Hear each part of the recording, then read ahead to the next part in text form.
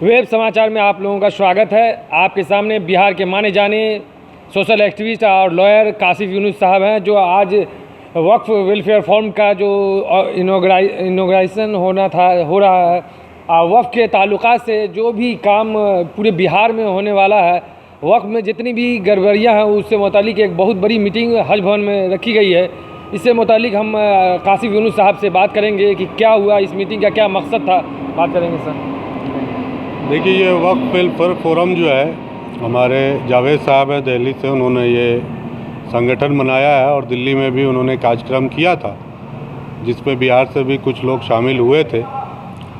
और इसी सिलसिले में हमसे भी रब्ता किया उन्होंने। तो हमने तो ये मशवरा दिया है कि भाई जो लोग मुतवल्ली बनने, सेक्रेटरी बनने में नहीं इंटरेस्टेड हों, ऐसे लोगों को जोड़िए ताकि वो खुले मन से सच बोल सके, बात को सही से ला सके, ताकि उस पर काम हो सके।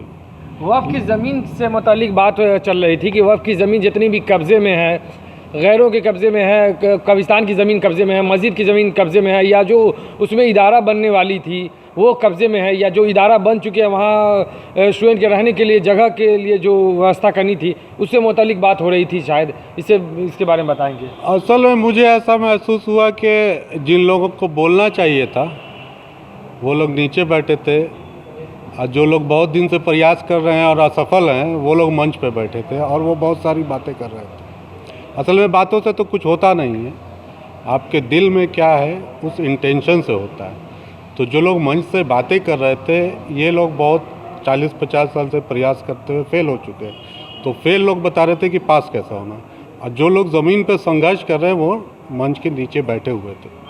तो होना ये चाहिए था कि एक इंटरेक्टिव सेशन होना चाहिए था, और जो लोग मुतवल्ली और सेक्रेटरी बनने में नहीं इंटरेस्टेड हों, ऐसे लोग जो बिना किसी फ़ायदे के काम करना चाह रहे हों, उनको साथ लेके फोरम को एक बनाना चाहिए था।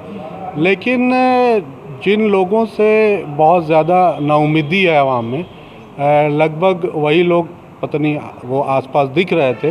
तो मेरे हिसाब से पता नहीं क्या हो रहा है, वो थोड़ा सा कन्फ्यूज़न है कि बस मतलब एक और नई बोतल है जिसमें पुरानी शराब है, क्या है। तो ये थोड़ा सा एक कंसर्न है, क्योंकि जब तक ऐसे लोगों को आइडेंटिफाई नहीं किया जाएगा जो बेलॉस कुछ करना चाहते हो, तब तक कुछ हो नहीं सकता। इससे पहले भी मुसलमानों की फलाह के लिए यहाँ सैकड़ों मीटिंग हुई है, हमने तो आपको दर्जनों मीटिंग में देखा है।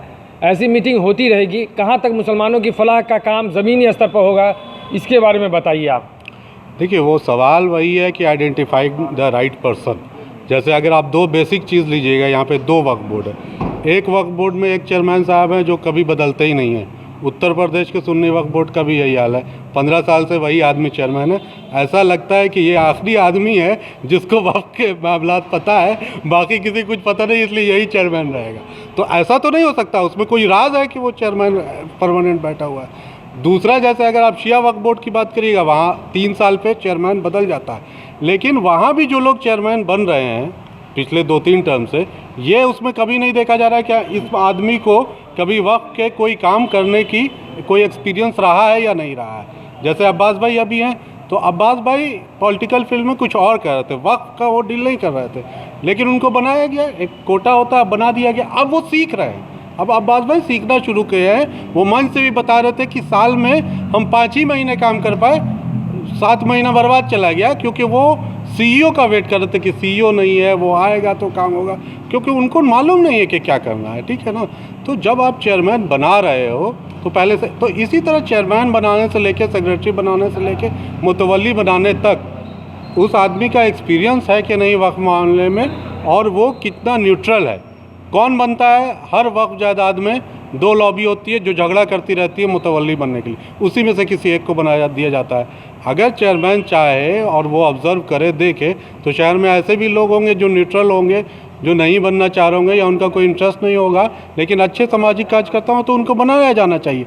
लेकिन ये नहीं हो रहा है। जब तक ये परिवार, अब जो वक्फ वेलफेयर फोरम बन रहा है उसमें जिस तरह के नाम लिए जा रहे थे मन से कि ये एडॉक कमेटी बनाई जाएगी, स्टेट के इन लोगों को बनाया जाएगा, तो वो सारे वही नाम थे जो मतलब इधर से उधर, मतलब 10-20 लोग हैं, वही 10-20 तंजीम भी चला। और पूछना चाहते हैं कि जिस तरह से मुसलमानों के फलाह के लिए हमेशा मीटिंग होती रहती है, खूब बिरयानी पे बिरयानी चलता रहता है, और अभी तक ज़मीनी स्तर पे आप कितना देखे हैं, सिर्फ और सिर्फ इसी तरह बिरयानी चलेगा कि लोगों की फलाह के लिए कुछ किया भी जा सकता है, ये बताइए आप हमको। मैं वही आपको समझाने की कोशिश कर रहा हूँ कि शिया वक्फ बोर्ड के लोग, सुन्नी वक्फ बोर्ड के लोग, उनके अफसरान, उनके चेयरमैन, बिहार राब्ता कमेटी, ये सारे लोग वहाँ मिलके वक्फ फोरम बना रहे हैं।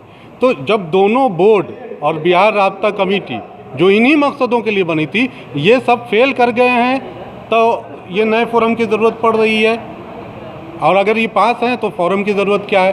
अगर ये लोग फेल कर गए हैं तो फिर इस फोरम को भी वही लोग चलाएंगे, तो फिर मतलब इसका क्या है जब ऑलरेडी काम चल ही रहा है।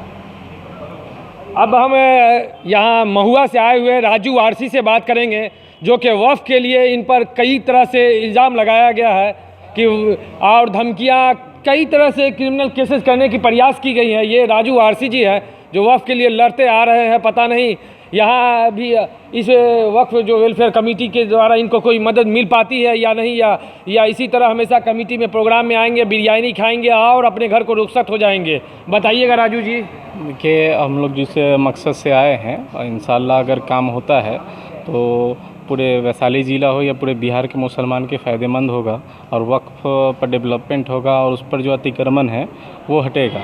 आपको नहीं लगता है कि गवर्नमेंट जो अतिक्रमण हटाने के लिए बहुत कमेटी गवर्नमेंट ने बनाई हुई है, उसके बाद भी आपको वेलफेयर कमेटी बनाने की क्या ज़रूरत थी, ये बताइए। या वेलफेयर फॉर्म जो है यहाँ पर सामाजिक रूप से काम करने के लिए बन रही है, जिसमें जो है आवाम के मुद्दा को लेके कोर्ट लेके आएगी या वो बोर्ड लेके आएगी, कहीं ना कहीं से किसी मकसद के लेके जो है ना आवाम को उससे फ़ायदा पहुँचाने के लेके काम। ठीक है, आपको फ़ायदा पहुँचाने, आपके पर अगर कोई मुकदमा होती है तो वेलफेयर कमेटी जो फॉर्म है वो आपको कॉपरेट करेगी, इनके लोग आपको कॉपरेट करेंगे, या यहीं से सिर्फ हवा इस मीटिंग के बाद भी कुछ होगी, इसके बारे में बताइए। या और पब्लिक के साथ कुछ होती है जो इस फॉर्म में है या वक्फ के लिए आवाज़ उठाते हैं, उनके पीछे या आगे कोई मुकदमा होती है या किसी किस्म का रिएक्शन होता है, उसकी कोई कमेटी कुछ कर पाएगी या ऐसे ही नाम मात्र की कमेटी बनी है, बताइएगा। हम लोग इस कमेटी में नहीं है इन्वॉल्व।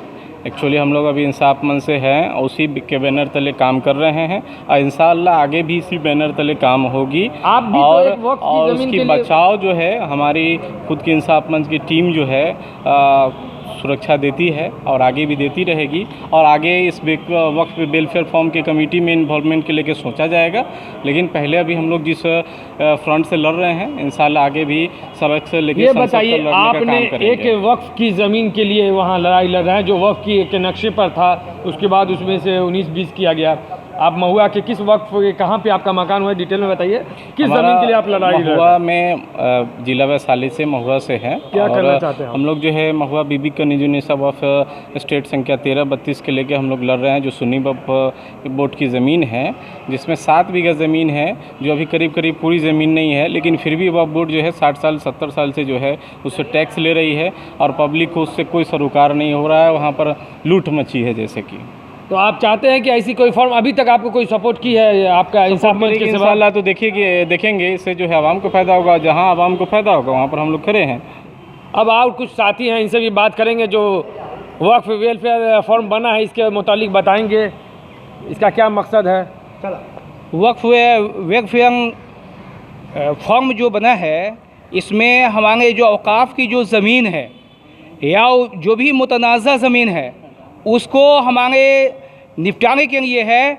और हमने आज के इसे में मशवरा दिया है कि जो भी हमारे मसाइल हैं वो तमाम ज़िला के अंदर CO, DCNR और DDC यही उसका निपटारा करते हैं। तो मैं यहाँ पे ये बड़े अदब के साथ लोगों से गुजारिश किया है कि इन लोगों की भी शमूलियत हमारी मीटिंग में होनी चाहिए और ये लोग भी हमारे इस काम में हमारे इस मीटिंग में आने चाहिए, ताकि हम जब ज़िला के अंदर या प्रखंडों में CO के पास जाएं या DCM के पास जाएं या DDC के पास जाएं तो हमारी बात को वो संजीदगी से सुने और हमारे मसाइल का। वक्फ के लिए तो आपका वक्फ ट्रिब्यूनल बना हुआ है, तो CO और BDO का आपको क्या ज़रूरत पड़ेगी, बताइए। CO और BDO ये तो यही हमारे ज़्यादातर मसाइल का देखते हैं, ज़मीन से मुतालिक CO ही देखते हैं या DCM देखते हैं। चूँकि ये लोग यहाँ से हुक्मनामा सादी करते हैं और वो ज़मीनी सतह की जो बातों का जो निपटारा होता है वो हमारे CO, DCM और DDC ही करते हैं। शुक्रिया। इस तरह देख रहे हैं पटना के हज भवन में जो वक्फ वेलफेयर फंड बना है, बिहार में होने वाले जितने भी वक्फ की ज़मीन है जो कब्ज़े में है या किसी किस्म का उसमें परेशानी है, उसको उस कब्ज़े से निकाल कर वक्फ के लिए यूज़ करने का है, बच्चों के फ़लाह के लिए, मुसलमानों के फ़लाह के लिए, इंसानियत के फ़लाह के लिए यूज़ करने का है। शुक्रिया।